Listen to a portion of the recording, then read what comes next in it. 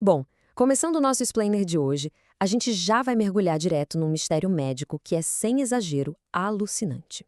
Nós vamos entender como um vocabulário meio pobre, sabe, aquela simples falta das palavras certas, pode literalmente aprisionar uma pessoa num ciclo contínuo de sofrimento físico. A partir de agora, a forma como a gente entende a conexão entre a nossa mente e o nosso corpo vai mudar de um jeito que não tem volta. Então, fica a pergunta central. Será que um vocabulário limitado pode mesmo causar dor física? Soa meio bizarro e contraintuitivo no começo, né? Afinal, a gente costuma separar bem as coisas. A linguagem fica lá na aula de literatura e a dor física pertence ao consultório médico, certo? Só que a neurociência moderna está mostrando que o nosso cérebro não faz essa divisão, não.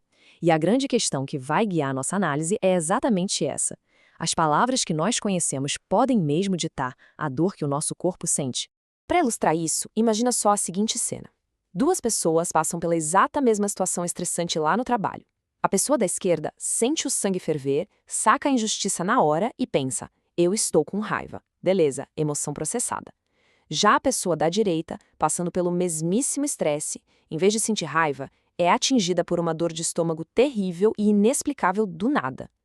Por que será que o estresse de alguém vira uma emoção super clara, enquanto de outra pessoa se transforma instantaneamente numa doença física? E olha, quem acha que isso é caso raro de 1 em 1 milhão, tá muito enganado. A gente está falando de 10% da população mundial, é muita gente.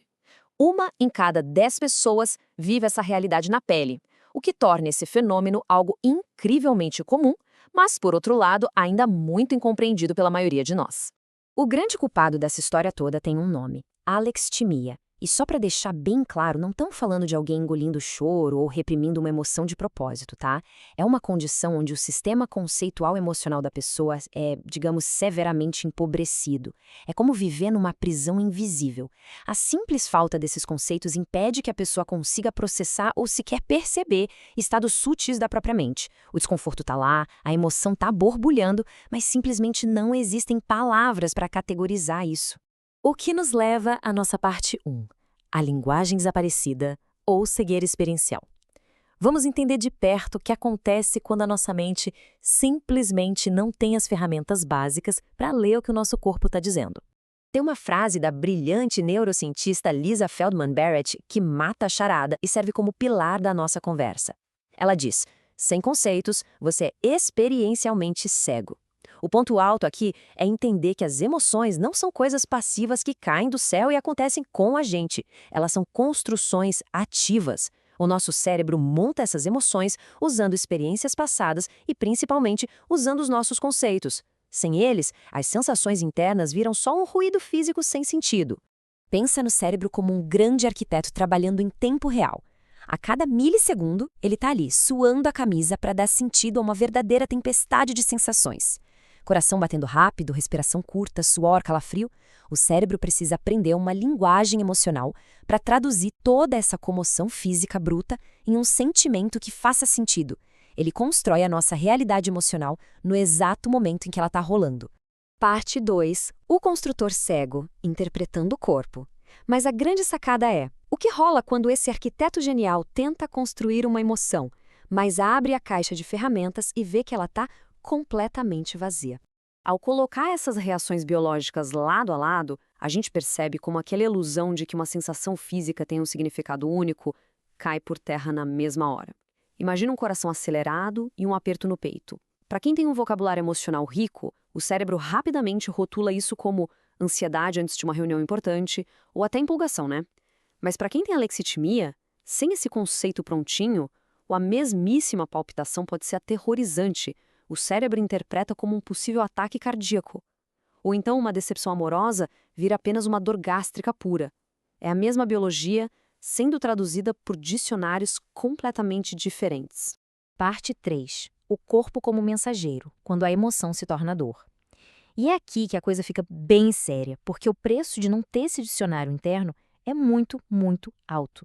Olha só, como consequência direta da alexitimia, toda aquela tensão e o sofrimento que deveriam ser percebidos, nomeados e regulados lá no campo das emoções, não somem um passe de mágica. Eles precisam sair por algum lugar, certo? E como eles saem? Eles se manifestam inteiramente através de doenças físicas, dores crônicas misteriosas e de um afeto crônico que fica totalmente descontrolado. Como a mente não dá conta do recado, o corpo assume o papel de mensageiro bruto. E é por isso que a pessoa pode ter enxaquecas terríveis ou dores lombares paralisantes, simplesmente porque falta a capacidade de processar esses estados sutis da mente. E se tem alguém aí pensando, isso é tudo psicológico, tá só na cabeça, a neurociência diz exatamente o oposto.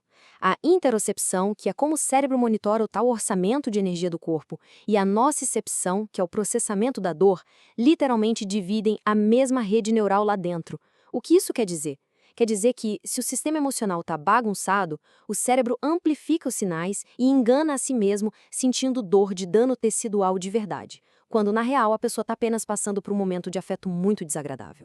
Então, é fundamental a gente reforçar isso. Essa dor é 100% real.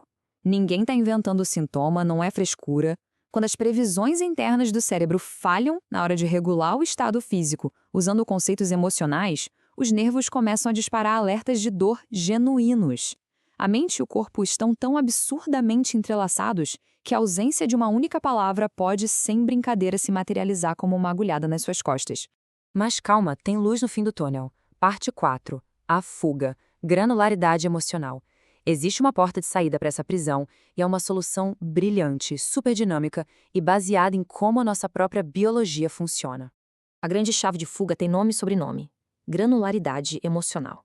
Basicamente, é a nossa habilidade de construir experiências emocionais hiperprecisas. É deixar de lado aquele genérico "tô mal" e conseguir distinguir se o que se sente é irritação, decepção, exaustão, tédio ou ansiedade. É o seguinte: quanto mais palavras e conceitos específicos a gente tem na nossa biblioteca mental, mais incrivelmente eficiente o cérebro fica em regular o corpo físico. E os benefícios de treinar essa precisão toda são surreais, gente. Pessoas com alta granularidade emocional ganham cerca de 30% a mais de flexibilidade para lidar com o estresse da vida. E um ponto gigantesco é que a pesquisa sugere que, ao aprender a separar a sensação física do afeto ruim, a dor é muito menos catastrofizada. Pensa no impacto disso. Tem o potencial real até de reduzir a dependência de remédios opiáceos fortíssimos em casos de dor crônica. Nomear exatamente o que se sente funciona, literalmente, como um analgésico biológico. Tá, mas como a gente faz isso na prática, no meio do caos diário? São só 3 passinhos rápidos. Primeiro, a gente nota aquele afeto bruto, aquele peso genérico no peito. Segundo, a gente desconstrói o sentimento e olha para a biologia pura, tipo, meu coração tá rápido, meus ombros estão tensos. E terceiro, a gente puxa um conceito específico e recategoriza. Então, não é um ataque de pânico. De repente, é só o corpo acelerando e se preparando para encarar um desafio gigante. A grande sacada dessa técnica é que você consegue dissolver a ansiedade, transformar o monstro num simples coração batendo rápido. Tem um relato incrível no material que fundamenta a nossa análise, onde a pesquisadora conta que uma vez estava sentada no chão da cozinha, chorando, morrendo de raiva por causa de estresse de trabalho, com o computador quebrado e querendo brigar com o marido, e aí, só dias depois, ela percebeu que aquilo tudo era apenas sintoma físico de TPM. Quando a gente aprende a separar o desconforto físico do desastre emocional, os pensamentos trágicos param na mesma hora. O sofrimento deixa de ser um ataque a quem nós somos e vira só um dado físico que precisa ser resolvido. E para fechar o nosso explainer de hoje, a gente deixa essa reflexão provocativa no ar se o nosso cérebro constrói a realidade. E se ganhar novas palavras tem esse poder tangível, quase mágico, de curar o corpo e aliviar dores físicas que a medicina tantas vezes não explica, qual será o próximo passo da nossa evolução linguística? Que emoção totalmente nova a humanidade deveria inventar amanhã para se conectar ainda mais com a vida e com a própria saúde? Pensem nisso. Um grande abraço a todos e até a nossa próxima análise.